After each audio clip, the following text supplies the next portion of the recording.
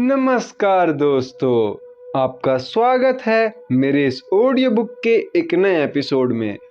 आप daily episode सुनना चाहते हैं तो और लोगों के साथ ये वीडियो शेयर जरूर करिएगा। मुझे सारे वीडियो का पूरा डाटा अच्छे से दिखता है, कितने लोगों ने कितने वीडियो को शेयर किया है और कितने लोगों तक शेयर किया है, ये मुझे मेरा स्टूडियो अच्छे से दिखाता है। अगर आप कुछ भी सपोर्ट नहीं करते हैं तो मैं फिर आपको डेली एपिसोड नहीं दे पाऊंगा। आखिरकार मैं इतनी मेहनत जो करता हूँ, एक एपिसोड की स्क्रिप्ट कम से कम 18 से 20 पन्नों में लिखी जाती है। इस एपिसोड के पहले पन्ने को मैंने कम्युनिटी पोस्ट भी किया है। आप सभी लोग वहां जाकर मेरी मेहनत का अंदाजा लगा सकते हैं। उस एपिसोड को पढ़िएगा जरूर, वो भी बिना गलती के गुंजाइश के। तो चलिए दोस्तों, एपिसोड नंबर 23 की ओर आगे बढ़ते हैं।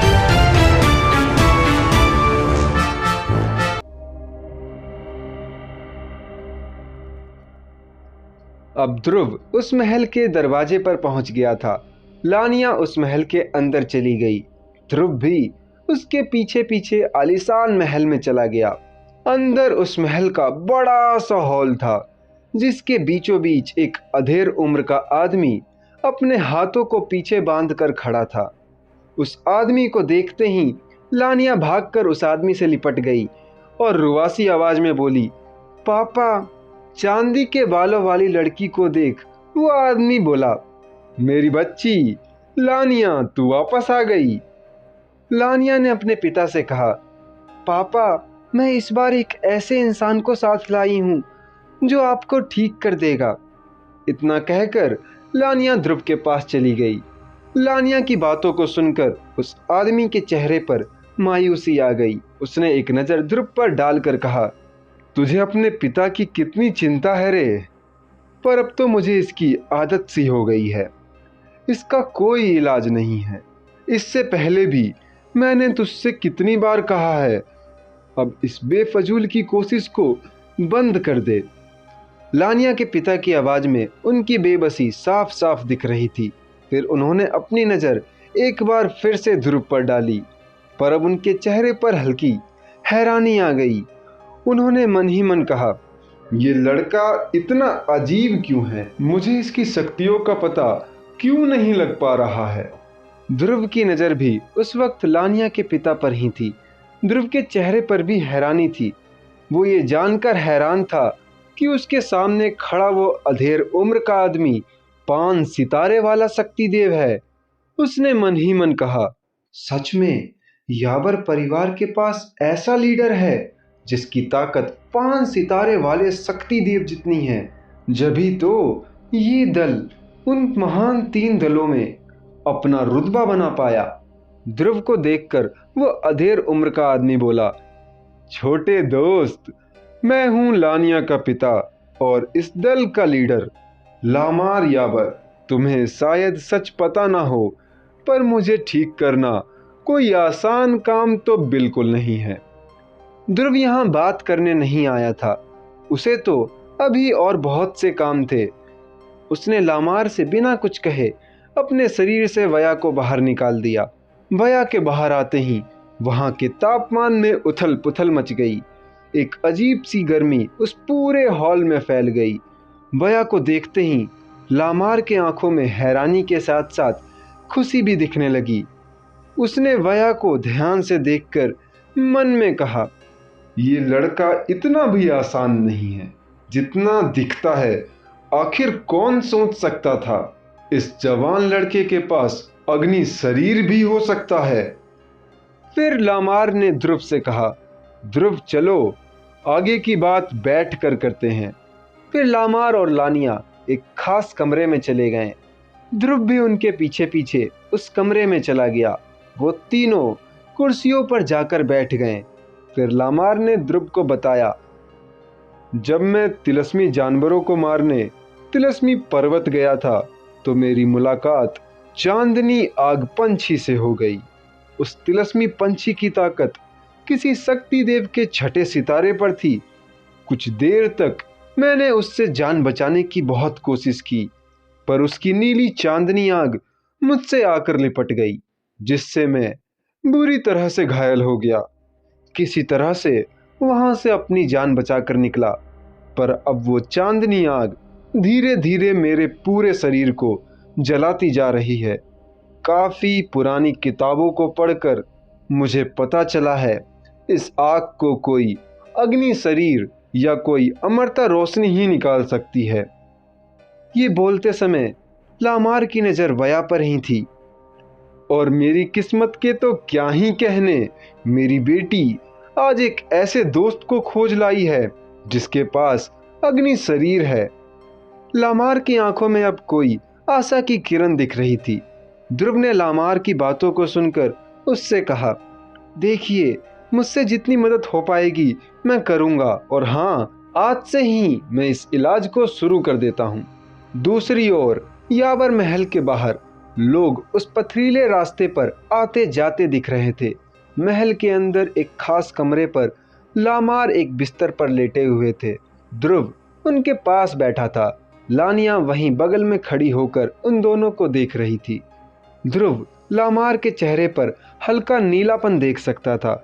उसने गंभीर होकर कहा, आपकी हालत तो दिन पे दिन और बदतर होती जा रही है।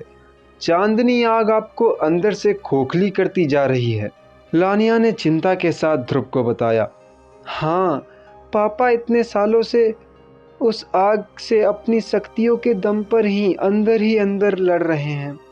अगर पापा 5 सितारे पर नहीं होते तो पता नहीं अब तक क्या होता। ध्रुव भी लामार की हालत को समझ पा रहा था। फिर कुछ देर बाद उसने कहा, ठीक है लानिया, मैं अब इलाज शुरू करता हूँ। देखना मुझे कोई परेशान ना करे, ये काम बिल्कुल भी आसान नहीं होने वाला है। ध्रुव की बातों को सुनकर लानिया ने अपना सिर हाँ में हिलाया और उसने आगे कहा, ध्रुव प्लीज, मेरे पापा को पहले जैसा कर दो। फिर वो ध्रुव को काम करते देखने लगी। ध्रुव अपने हाथों में वया को लेकर लामार से बोला, देखिए लीडर, इस काम में थोड़ा दर्द हो सकता है।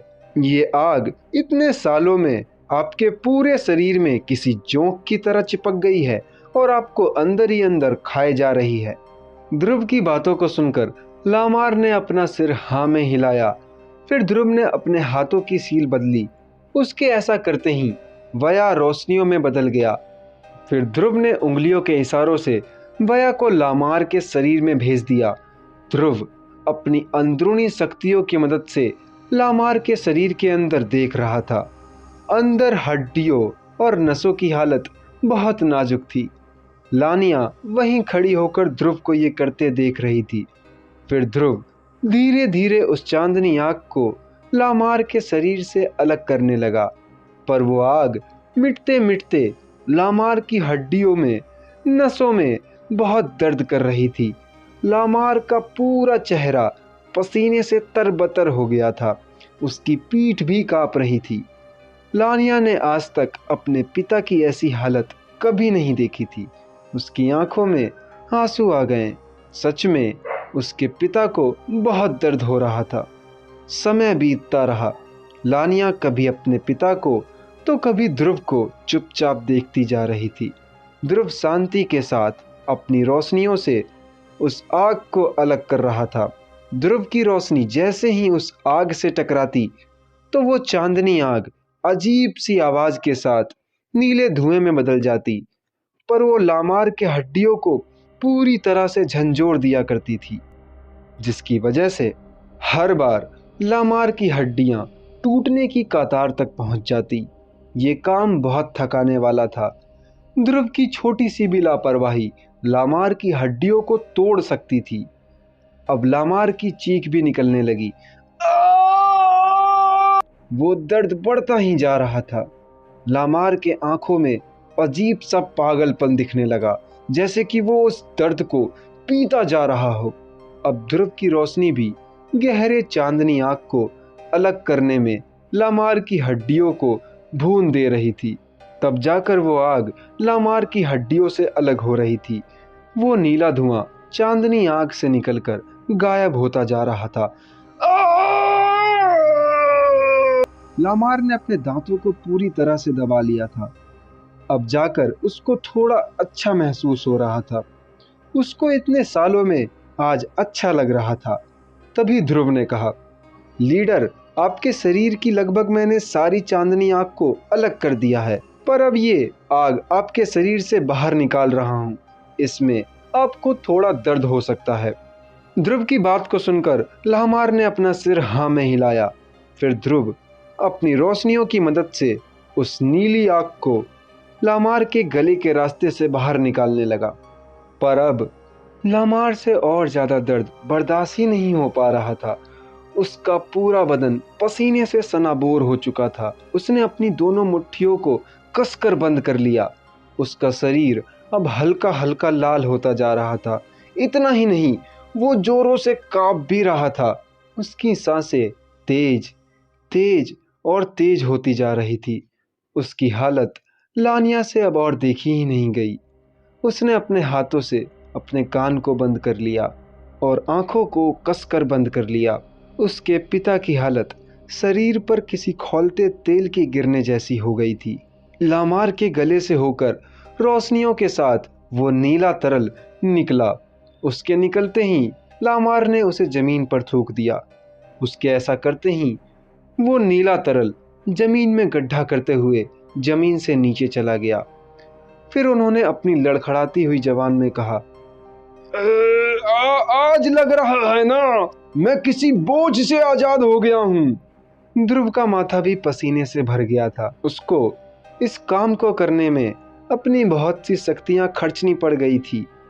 लामार की आवाज सुनते ही लानिया ने ध्रुव का भी नहीं सोचा और सीधे जाकर लामार के गले लग गई और फूट फूट कर रोने लगी और रोते रोते बोली, पापा, आप ठीक हो गए। आपको कुछ हो जाता ना तो मैं आज ध्रुव को यहीं जान से मार देती। लानिया की बात को सुनकर लामार के चेहरे पर हंसी आ गई। उसने लानिया से कहा, अरे बाबा, मैं ठीक हूँ। तुम्हारे इस दोस्त ध्रुव ने तो मुझे पहले जैसा कर दिया है। तो दोस्तों, क्या होगा जब ध्रुव ने लामार को ठीक कर दिया? क्या ध्रुव को इस काम का कोई इनाम मिलने वाला है? क्या होगा आगे ध्रुव के इस रोमांच से भरे सफर में? आपको क्या लगता है? क्या होंगे इन सारे सवालों के जवाब? आपको पता है तो कमेंट करके मुझे भी बताएं। अगर नहीं तो सुनते रहिए मेरे ऑडियो बुक ध्रुव योद्धा को। और हाँ, याद रखिए, सपोर्ट नहीं तो डेली एपिसोड नहीं। मिलते हैं किसी नेक्स्ट एपिसोड में।